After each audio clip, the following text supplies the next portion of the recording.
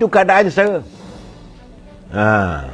Saya merasakan soal-soal tentang bila rakyat tak ada pekerjaan, tak ada pendapatan. Cuma di saat-saat kita tak ada kerja, ini saya nak marah lah saya. Saat rakyat susah, nak cari kerja pun tak ada, ekonomi yang tidak begitu membangun dengan hebat. Saat ini juga tiba-tiba sedang Dewan Undangan Negeri Kelantan sebulat suara meluluskan kenaikan gaji untuk ahli Dewan Undangan Negeri dan Esko sejumlah RM5,000. Saya tak tahu apakah RM5,000 sebulan ke atau bertambah RM5,000 daripada yang ada. Saya kata saya geleng kepala. Apa benda ni?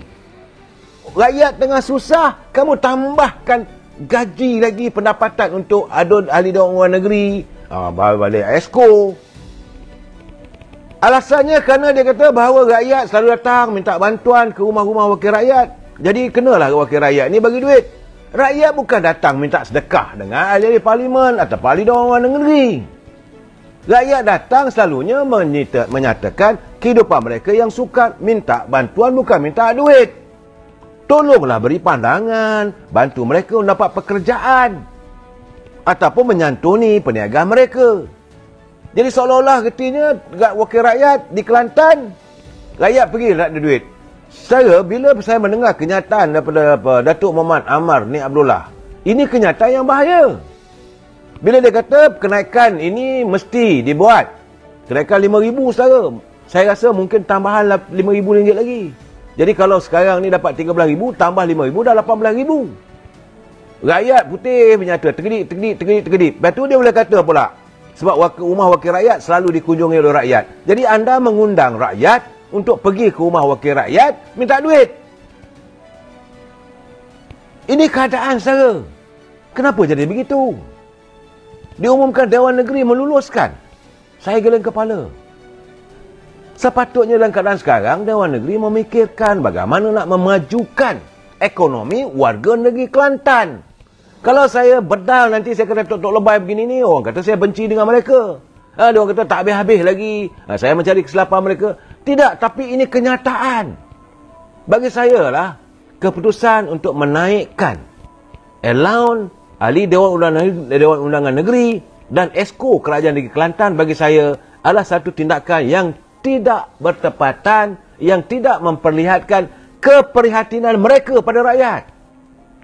Jadi di sinilah selalu orang mengatakan mereka memikirkan tembuluk mereka saja. Alasan bahawa rakyat, dia kata siapa yang menjadi wakil rakyat, dia akan tahulah, orang datang rumah, jadi kena ada duit. Saya fikir begitu, apa benda dia cakap dia ni? Kalau tak ada duit, wakil rakyat nak tolong orang macam mana? Apakah bila orang datang rumah wakil rakyat, keluar duit? Kalau satu hari, rakyat datang 100 orang, bagi seorang RM5, ada RM10, dah RM1,000. Apakah wakil rakyat di Kelantan tu, kalau 10 ada 30 hari, hari-hari. Akhirnya rumah wakil rakyat pun tutup. Tokek balak pun tergolek kalau macam tu. Ini bukan satu alasan. Saya mengharapkan agar kalau bolehlah, tangguhlah dulu. Keadaan di Kelantan bukan senang-lenang. Santuni dulu masalah air di Kelantan. Santuni dulu masalah gerai-gerai. Peniaga-peniaga. Astaghfirullahaladzim. Ya Allah, saya cukup saya tak faham lah. Pemikiran mereka duit. Alasannya kerana rakyat datang kena bagi duit. Satu hari berapa ramai rakyat datang ke rumah wakil rakyat? Itu kita nak tanya.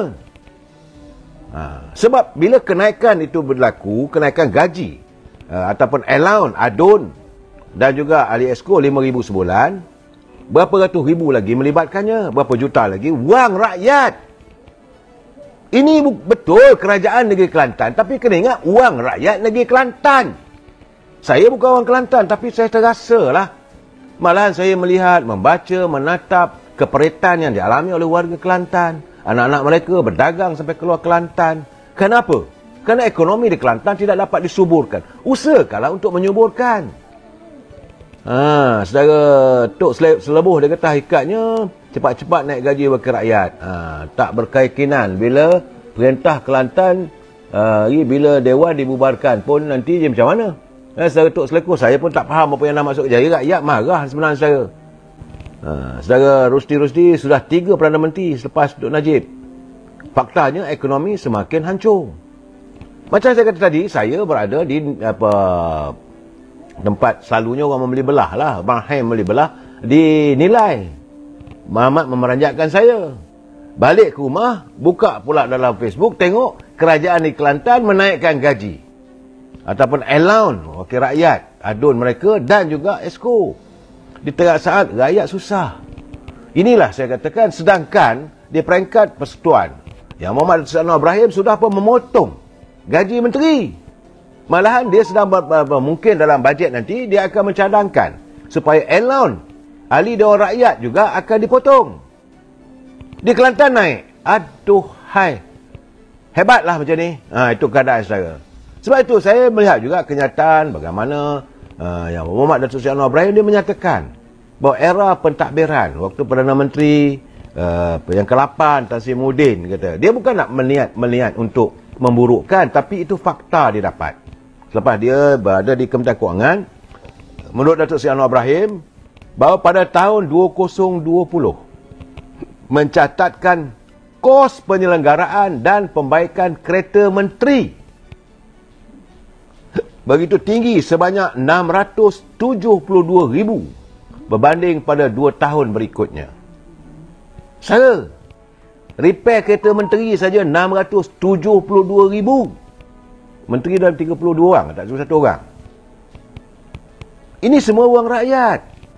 Menurut Datuk Seri Anwar, dia kata kos penyelenggaraan dan pembaikan kenderaan menteri pada 2021 RM478,991 ringgit.